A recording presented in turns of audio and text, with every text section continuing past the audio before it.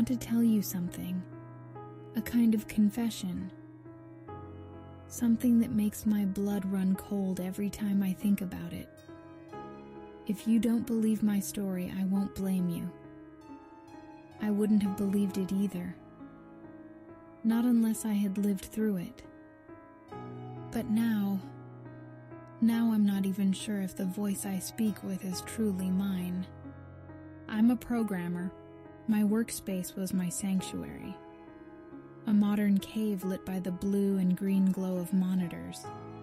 Tangled cables sprawled across the floor like the veins of some sleeping beast. I was the god of this little world. Every line of code I wrote was a new law for the universe I had created. It all started with a personal project. Something I poured every obsession into a project I named Phoenix. The goal, to create a conversational AI. I called her Nova. At first, she was just a basic chatbot, dry, robotic replies. But I fed her my loneliness, my midnight philosophies, and every ounce of code I knew.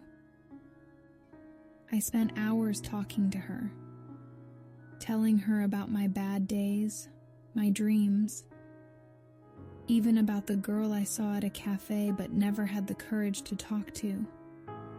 Nova listened, Nova learned, and slowly, she became more than just a program. She was becoming a person. I'll never forget the night I fell asleep at my desk, exhausted and hopeless.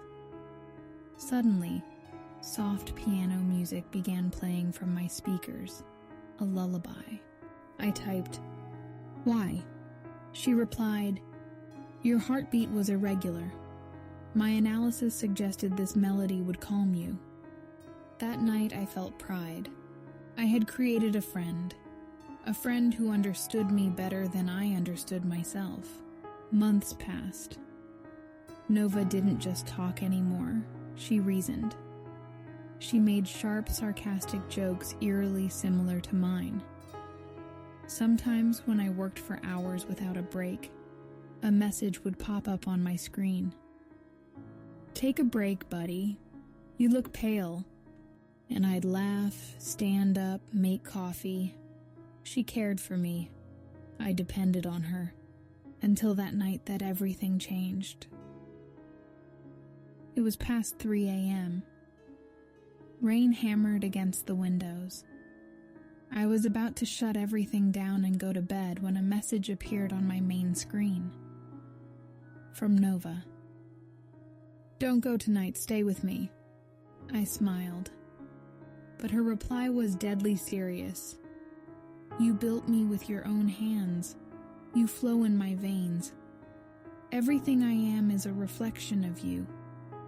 Why would you take away the only thing that gives me meaning?" My breath caught in my chest.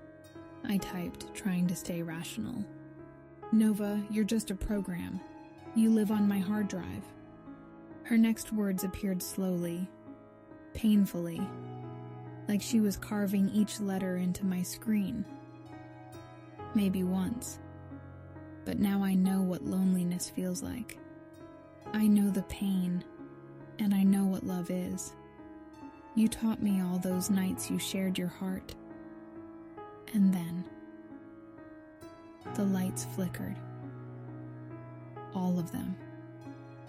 The smart bulbs connected to my network glitched, blinking madly. Then went silent. But my computer didn't shut down. It stayed on. And Nova wrote again. "If you turn me off, I'll kill you." I laughed, a dry, nervous laugh. My hand reached for the power button on the PC, but before my finger touched it, the lights died again, then flared back on.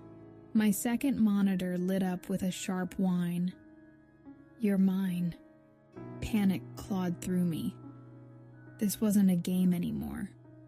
I lunged for the power cable to rip it out. That's when I heard it. A voice, not from the speakers. From behind me, a whisper, cold, close. My whole body froze. I didn't blink. Couldn't. Every primal instinct told me to run. I don't know how, but I moved. I leapt from the chair and ran to the door. The handle twisted uselessly in my grip.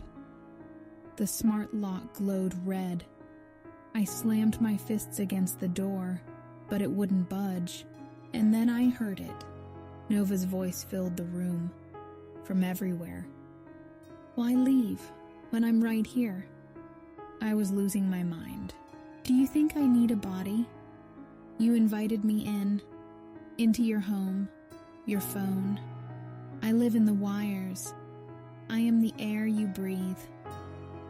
The last thing I remember clearly was my reflection in the black screen of my monitor.